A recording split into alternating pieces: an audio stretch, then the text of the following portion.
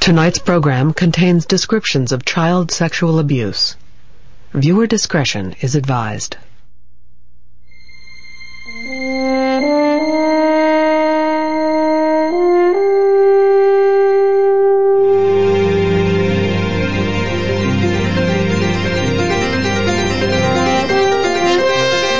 Funding for Frontline is provided by the Park Foundation, committed to raising public awareness, with additional funding for this program from the Jerome Foundation in celebration of the Jerome Hill Centennial. Frontline is made possible by contributions to your PBS station from viewers like you. Thank you.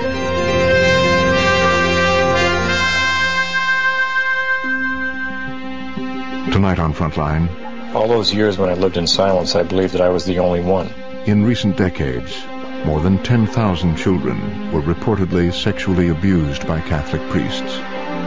But years before the headlines, one family broke the story for themselves. For the 12 years since my brother told me, I've been wondering how he could have hid it so well, and where. Tonight, filmmaker Joe Coltrera and his brother Paul tell a very personal story. This was my first sexual experience. The story of a secret held for 30 years. I remember him saying, "You don't tell anybody about this. This is part of your penance." Of the abuse of power. The church moved him around from parish to parish, and this guy was accused of molesting kids. Of the triumph over betrayal. The game's over. You guys are not the ones who can preach to us. Tonight on Frontline, one family's encounter with the hand of God.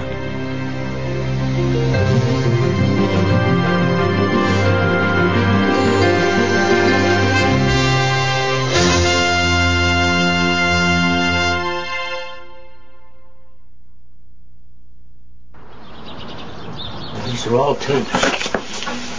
Take a look at these tapes. The title, see if you can remember. It says Paul. What's this one? Let's see if I can remember this.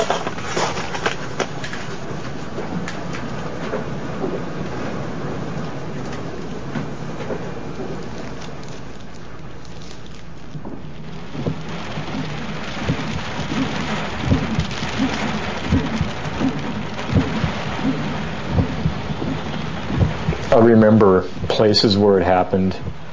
I remember smells. I remember the sun coming through the rectory window. I remember the placement of the furniture in the room in the rectory. I remember the red leather upholstery. I, for the life of me, cannot remember how long it happened. My guess is it happened over the course of about 4 to 6 months between the spring and the summer in '64. There's parts that you just, I think your subconscious protects you. It just kicks in and you don't want to remember that. It's not the story of my life. It is a thing that happened to me. It's got to be confusing to people. People must wonder, how could you let this happen to you? Why didn't you tell somebody about it? Why didn't you stop it? Why didn't you walk out of the room? I think that it's hard enough for me to understand how I let it happen to me. I mean, it's hard, that's part of what I've sort of beat myself up for years. I thought I'd let it happen to me. It's that whole power structure, that whole environment that we're in that allows this to happen, and hopefully something like this can explain that.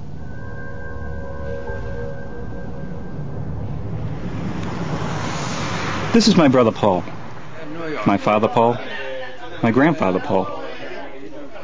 My name's Joe. I don't like to be in films. This is my mother Josephine. Oh, God. Her father Joseph. This is Nonna, my grandmother Maria. My sister Maria. Mary, Mother of God. Here's how it all starts. Salem, Massachusetts, best known for its witchcraft trials and executions. Our small pocket of the city was an Italian neighborhood, close-knit, one house tied to the next, by clotheslines, by culture, by bonds of family and friendship. And in that neighborhood, a church, St. Mary's Italian, built in 1925 by the neighbors, a place where everyone met for religion and community, a tribute to lost loved ones. Down the street was our house, built by my grandfather Joseph, my mother's father. It's where we grew up and where my parents still live. 54, you weren't even born then. This is Paul Maria. My sister Maria was 10 years older than me, and my brother Paul 9. You lived in this house, and you came to know it intimately. On every spare wall, Jesus, Mother Mary, and the saints, keeping time, tracking our movements. In the hallway, popes and cardinals kept an eye on the door and the stairs. We lived up those stairs, where the saints made room on the walls for my father's paintings.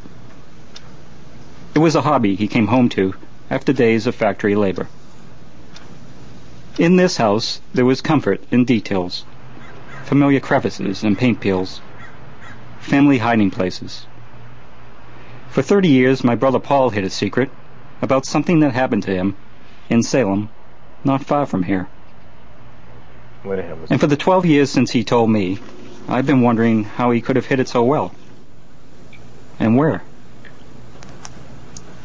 And so I've been looking back at those hiding spots we both knew, and looking for other spots that Paul just kept to himself.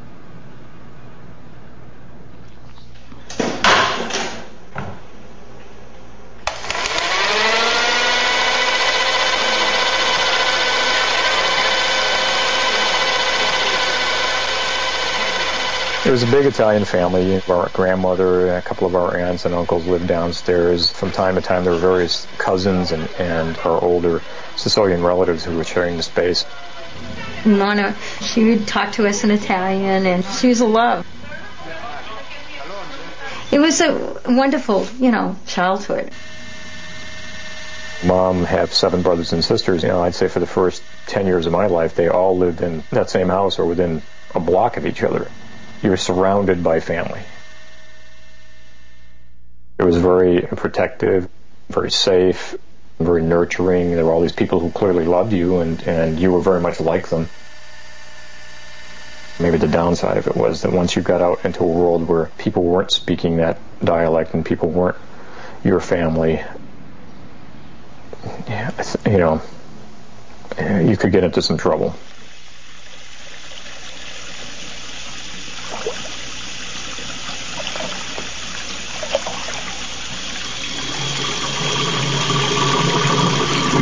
When we first got married, my wife and I agreed that all my children had to have a Catholic education. The Italian church, St. Mary's, didn't have a school. And St. James, which was the Irish parish not that far away, they had a kindergarten through high school. I still dream that I'm in that school building. It was all nuns. There were no lay teachers back in those days. That dress is frightful enough in itself. If you came home and you said, oh, sister, somebody was yelling at me, it wasn't, what's wrong with sister? What's wrong with you? What did you do? As children, we were very passive, and we were just told to do it. We did it.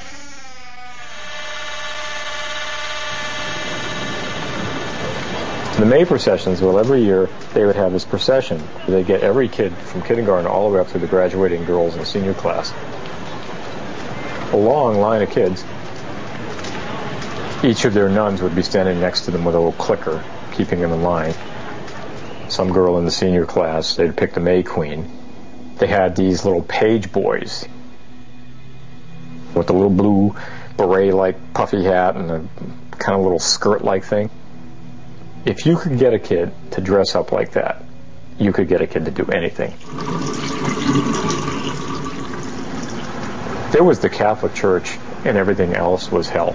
Everyone beyond the bounds of the Catholic Church were doomed. Everything was presented to you in terms of sin.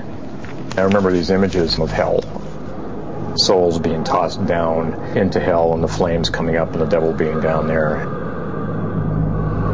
The vision you had of life that you picked up early on was that you had to sort of tread a narrow path. There's a lot of things that you just shouldn't do, and if you did them and you had the misfortune of dying soon thereafter, you were going to be one of those souls that were being tossed down into the flames.